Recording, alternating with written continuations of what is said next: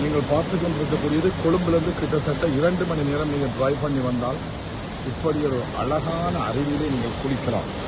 இது கொழும்பிலே உள்ளவர்களுக்கு கூட பல பேருக்கு தெரியாது. இதை இந்த கனேடிய தமிழ் உங்களுக்காக எடுத்து காட்டுவேன். மறக்காமல் பாருங்கள். என்னுடைய சேனலை சப்ஸ்கிரைப் பண்ணுங்கள்.